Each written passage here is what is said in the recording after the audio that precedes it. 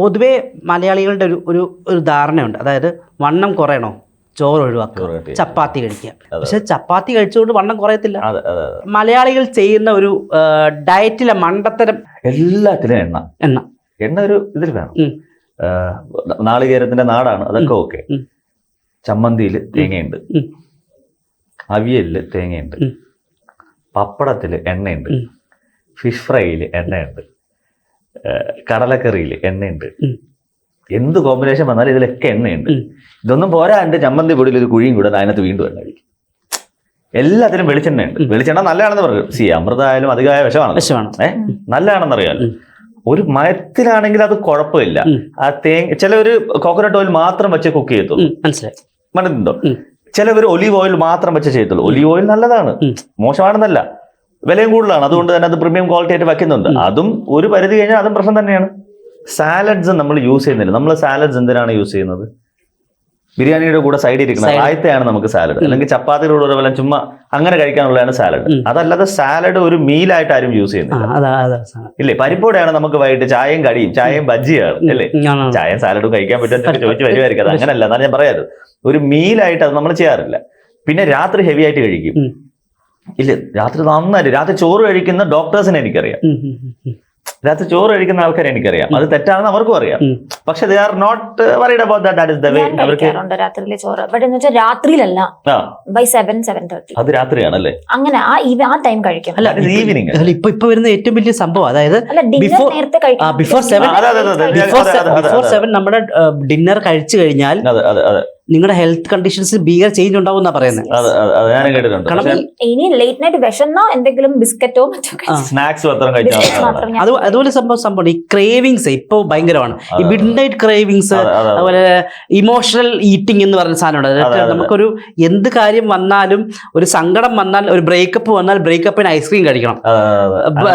ഈ ഒരു സാധനത്തിലേക്ക് അപ്പൊ ഇങ്ങനെ ഫുഡ് കൾച്ചറിൽ ഒരു ഡിഫറൻസ് വന്നിട്ടുണ്ട്. അപ്പം ഈ ഡയറ്റ് എന്ന് പറയുന്നത് ഈ പറയുന്ന പോലെ ഒരു ഓൺലൈൻ വീഡിയോയിൽ നിന്ന് കണ്ട് ചെയ്യുന്നത് എല്ലാവർക്കും സൂട്ടബിൾ ആകത്തില്ല. ഉറപ്പല്ലേ? ഓൺലൈൻ നമുക്ക് സാധനം ഡ്രസ്സ് മേടിക്കാം, ഓൺലൈൻ നമുക്ക് കണ്ണാടി മേടിക്കാം, വാച്ച് മേടിക്കാം, അത് ഓക്കെ, ഇതിൽ കുഴപ്പമില്ല, നമുക്ക് റീപ്ലേസ് ചെയ്യാൻ പറ്റും. ഇത് ഓൺലൈൻ ചെയ്തിട്ട് ഏറ്റവും കൂടുതൽ കേട്ടുകൊണ്ടിരിക്കുന്നത് നമ്മള് 3 ടൈപ്പ് ഓഫ് ബോഡി ആണല്ലോ നമ്മൾ. Ectomorph, mesomorph and endomorph. അങ്ങനത്തെ 3 ടൈപ്പ് ഓഫ് ബോഡി ടൈപ്പ് ഹ്യൂമൻസിനുള്ളത്. അപ്പം ഇവർക്കെല്ലാവർക്കും ഓരോ രീതിയിലുള്ള ബ്ലഡ് നേച്ചർ ആയിരിക്കും.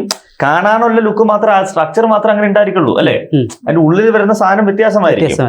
അപ്പം അത് നമ്മൾ ഒരിക്കലും റിസ്ക് എടുക്കരുതെന്ന് തന്നെയാണ് ഞാൻ പറയുന്നത്. ചിലവർക്ക് 30 മുട്ട കഴിക്കുന്ന ആൾക്കാരെ എനിക്കറിയാം. 30 മുട്ട വിത്ത് മഞ്ഞല്ല ഇവർ കഴിക്കുന്നത്, വൈറ്റ് എഗ് പ്രോട്ടീൻ മാത്രമാണ് കഴിക്കുന്നത്. പലരും വിചാരിക്കുന്നത് എങ്ങനെയാ, അത് ഇത്രയും കഴിച്ചാൽ പ്രശ്നമല്ലേ, ബോഡിക്ക് ചൂടല്ലേ? ആയിരിക്കാം, ചിലവർക്ക് ബോഡിക്ക് ചൂടാണ്. ഞാൻ കേട്ടിട്ടുള്ളതാണ്, മമ്മൂക്ക ഇദ്ദേഹം 5-6 മുട്ട രാവിലെ കഴിക്കും. വിത്ത് മഞ്ഞാണ് ഞാൻ കേട്ടിട്ടുള്ളത്. ഉള്ളതാണോ ഇല്ലെന്നുള്ള കാര്യം എനിക്കറിയത്തില്ല, എന്നാണ് ഞാൻ കേട്ടിട്ടുള്ളത്. പക്ഷെ അദ്ദേഹത്തിന് ആരോഗ്യപരമായിട്ട് ഒരു കുഴപ്പമില്ലെന്നാണ് ഇപ്പോഴും മനസ്സിലാക്കിയിട്ടുള്ളത്, അല്ലേ? ഉണ്ടെങ്കിൽ അദ്ദേഹം ചെയ്യത്തില്ലല്ലോ. അപ്പൊ അങ്ങനെ ഓരോരുത്തർക്കും ഉള്ള ബോഡി ടൈപ്പ് മനസ്സിലാക്കി, ബോഡി നേച്ചർ മനസ്സിലാക്കിയിട്ട് ഒരു സാധനം ചെയ്യണം എന്ന് തന്നെയാണ് ഏറ്റവും നല്ലത്. ഏറ്റവും നല്ല ഡയറ്റ് വെള്ളമാണെന്നാണ് ഞാൻ പറഞ്ഞത്. നല്ലോണം വെള്ളം കുടിക്കണ്ടേ. ഇപ്പം ഏറ്റവും കൂടുതൽ ഓൺലൈൻ ട്രെൻഡിങ് ആയിട്ടിരിക്കുന്ന 2 കാര്യങ്ങളുണ്ട്. ഒന്ന് മാജിക് ഡ്രിങ്ക്. രാവിലെ എഴുന്നിട്ട് ചൂടുവെള്ളത്തിൽ നാരങ്ങ നീര് പിഴിഞ്ഞ് ഹണിയും മറ്റേ ചിയ സീഡ്സും കൂടെ ഇട്ട് കഴിഞ്ഞ് കുടിച്ചു കഴിഞ്ഞാൽ 7 ദിവസം കുടിച്ചു കഴിഞ്ഞാൽ വണ്ണം കുറയും. പക്ഷേ ഇത് ഡെയിലി കഴിക്കുന്ന ഒരാൾ ചിലപ്പോൾ അയാൾക്ക് അസിഡിറ്റിയുടെ ഫാക്ടേഴ്സ് ഉണ്ട്, അല്ലെങ്കിൽ ഈ പറയുന്ന എന്തെങ്കിലും ഡെഫിഷ്യൻസി ഉണ്ടെങ്കിൽ റിയാക്ട് ചെയ്ത് തിരിച്ചായിരിക്കും.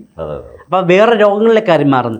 ഈ ഡയറ്റ് എടുക്കുന്ന പ്രോസസ്സ് എന്ന് പറയുന്നത് നമ്മൾ ഈ ഓപ്പറേഷൻ നടത്തുന്ന പോലെ, നമ്മൾ ഗൂഗിളിൽ കയറിയിട്ട് എങ്ങനെ ഒരു ഓപ്പറേഷൻ നടത്തുന്നത് സെർച്ച് ചെയ്തിട്ട് അതുപോലെ നമ്മുടെ വയർ ഓപ്പറേറ്റ് ചെയ്യാൻ നിന്ന് കഴിഞ്ഞാൽ നടക്കത്തില്ല. ഒരുമാതിരിപ്പെട്ട അസുഖങ്ങൾക്കെല്ലാം വെള്ളം ഒരു ഭയങ്കര ഒരു ഫാക്ടറാണെന്ന് കേട്ടത്. നമുക്ക് കിട്ടുന്ന വെള്ളം ഭയങ്കര കഷ്ടമാണെങ്കിൽ പോലും അതൊരു ഫാക്ടറാണ്. പിന്നെ നമ്മൾ മലയാളികൾക്ക് മനസ്സിലാകാത്ത, അല്ലെങ്കിൽ നമ്മൾ ആലോചിക്കാത്ത, ബോഡി ഷെയിം ചെയ്തുകൊണ്ടിരിക്കുന്ന ഒരു സാധനം, ഹോർമോണൽ ഇംബാലൻസ് വരുമ്പോൾ വണ്ണം വയ്ക്കുകയോ വണ്ണം കുറയോ, ഹോർമോൺ ഇംബാലൻസ് വരുമ്പോൾ വണ്ണം വയ്ക്കാൻ മാത്രമല്ലോ, കുറയാനും ചാൻസ്, അങ്ങനെയൊക്കെ വരാറുണ്ട്. അത് മനസ്സിലാക്കാതെ അതിനൊരു ബോഡി ഷെയിമിംഗ് ആക്കി മാറ്റി നടക്കുന്ന ഒരു പരിപാടിയുണ്ട്. നീ ജിമ്മിൽ പോയിട്ട് നിനക്കൊന്നും ആവണില്ലേടെ, ഇവന് പ്രോപ്പർ ഡയറ്റ് ഇല്ലാത്തത് കൊണ്ടാണ് ജിമ്മിൽ പോയിട്ട് ഇതാകാത്തത്.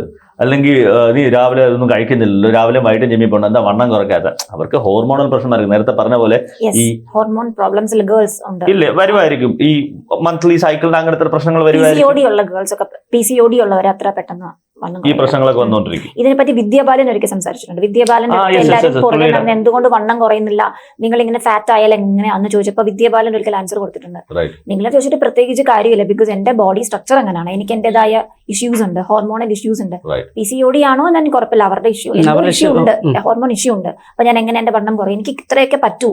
അതെ അതെ അല്ല, അവർ പിന്നെ മിസ് യൂണിവേഴ്സ് ഈ കഴിഞ്ഞ ഇന്ത്യ മിസ് യൂണിവേഴ്സ് വിന്നർ ആയല്ലോ. ഓക്കെ ഷീ ഗോട്ട് വിന്നർ ആയി. അപ്പൊ സ്കെലിറ്റൻ ആയിരുന്നു. ഓക്കെ ഈ കുറച്ച് മാസങ്ങൾക്കുള്ളിൽ വണ്ണം വെച്ചു. വണ്ണം അപ്പൊ എല്ലാരും ബോഡി ഷേമിങ് ചെയ്തു. മിസ് യൂണിവേഴ്സ് എന്താ ഇങ്ങനെ ഇരിക്കുന്നത്, വണ്ണം വെച്ചിരിക്കുന്നത്. അവർക്ക് വരെ രക്ഷയില്ല, പിന്നെയാണ് നാട്ടുകാർ. അതെ, അവർക്ക് ഒരു രക്ഷയില്ല. അപ്പൊ അത്ര പറ്റാത്തത് കൊണ്ടല്ലേ അവർ മിസ് യൂണിവേഴ്സ് ആയിട്ട് പോലും അവർക്ക് മെയിൻറ്റെയിൻ ചെയ്യാൻ പറ്റാത്തത്.